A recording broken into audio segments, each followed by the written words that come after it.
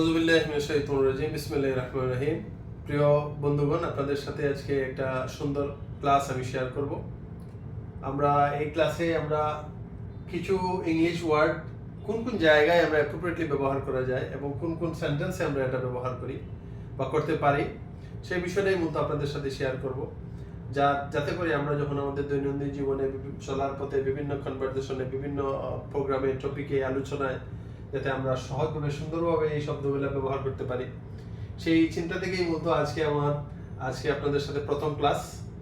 সেই ক্লাসে আপনাদের শেখানোর উদ্দেশ্যেই যে আমি আসছি এটা এমন নয়, জাস্ট একটু শেয়ার করলাম। যদি কারো কোনো সামান্যতম কাজে আসে তাহলে সেটা আমার জন্য অনেক বেশি ভালো লাগার কারণ হবে। আপনারা দেখতে পাচ্ছেন এখানে আমি তিনটা শব্দ লিখেছি। ওপরের দিকে একটা হ্যাভ, একটা টেক, একটা মেক। এই শব্দগুলো দিয়ে আমরা কোন জায়গায় আসলে অ্যাপ্রোপ্রিয়েটলি ব্যবহার করতে পারবো সেই বিষয়টাই মূলত আপনাদের সাথে আমরা আজকে এই ক্লাসটা শেয়ার করছি। বিশেষ করে হ্যাভ অত্যন্ত পপুলার একটা শব্দ এবং বিভিন্ন জায়গায় এই হ্যাভ শব্দটা ব্যবহার করা হয়, কিন্তু আমরা আসলে এক্স্যাক্টলি কোন জায়গায় হ্যাভটা ব্যবহার করব সেই বিষয়টা আমরা বিশেষ করে স্পেসিফিক 3-4টা ইউজডের মধ্যে দিয়ে আমরা বিষয়গুলা প্র্যাকটিস করব। এগুলা আপনারা সবাই জানেন যে আসলে practice make a man perfect. আমরা অনুশীলন করতে করতেই আসলে আমাদের একটা পারফেক্টনেস চলে আসবে, পারফেকশনের দিকে আমরা যেতে পারবো। আজকে এই বিশেষ করে এইরকম ভিডিওটা আমার জন্য প্রথম। আমি চেষ্টা করব আরো সুন্দর, আরো বিভিন্ন টপিকে সুন্দর সুন্দর ভিডিও রেডি করার জন্য। Let's started. আমরা প্রথমে হ্যাভ এর দিকে যাই।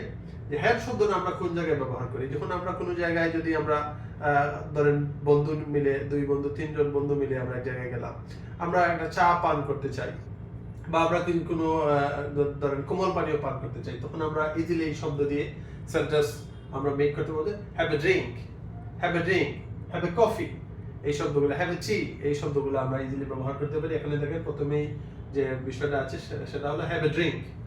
এরপরে যখন আমরা গোসলের জন্য, আমরা যদি গোসল করার জন্য বলি, হ্যাভ এ বাথ, আমরা সুন্দরভাবে বলতে পারি। যখন আমরা কোনো বন্ধুর সাথে মিট আপ হইলো, আমরা আলোচনা আমাদের শেষ হয়ে গেল, আমরা চলে যাবো, একজনের অ্যাপ্রিসিয়েশন করতে পারি, have a good time, have a good time. তখন এরপরের শব্দটা হলো হ্যাভ এ রেস্ট। কোনো জায়গায় যদি আমরা যেমন ক্লান্ত হয়েছি, যেমন I should have a test, I should have rest, আমি ইজিলি রেস্টের ব্যাপারে এই শব্দগুলো ব্যবহার করতে পারবো। তাহলে হ্যাভ দিয়ে আমরা যে 4টা শব্দ এখানে শিখলাম, have a drink, have a bath, have a good time, have a rest. এরপরের শব্দটা দেখেন টেক।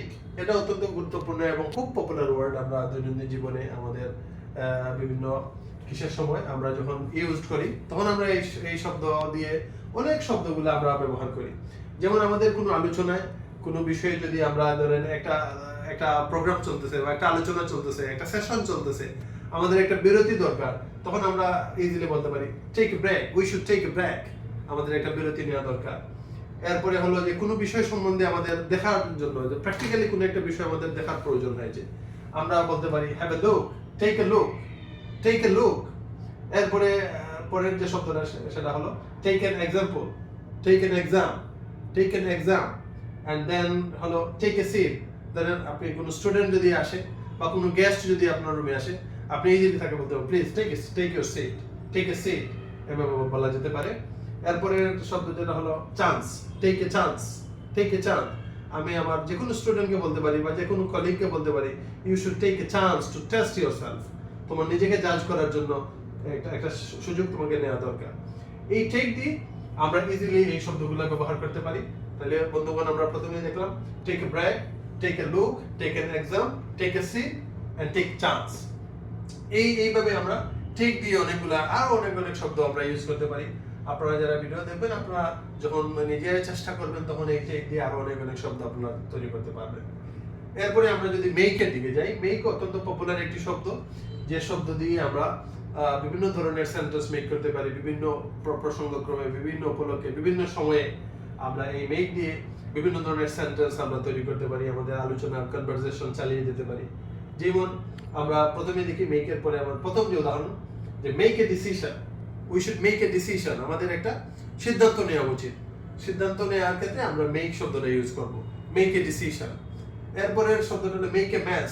মেক এ ম্যাচটা হলো যে এই ম্যাচটা হলো যে একটা উশৃঙ্খলতা বা একটা শৃঙ্খলাহীন একটা বিষয়। যেমন একটা এলোমেলো কোনো বিষয় আছে, সেই ক্ষেত্রে আমরা এই মেক দিয়ে শব্দ ইউজ করতে পারি, মেক এ ম্যাস। এরপরে হলো a effort, make a effort, we should make a effort, আমাদের প্রচেষ্টা করা দরকার, আমাদের চেষ্টা করা দরকার।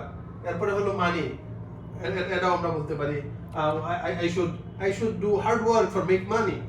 মেক দিয়ে এই চারটা শব্দ আমরা ইউজ করতে পারি, make a decision, make a mess, make a effort and make money.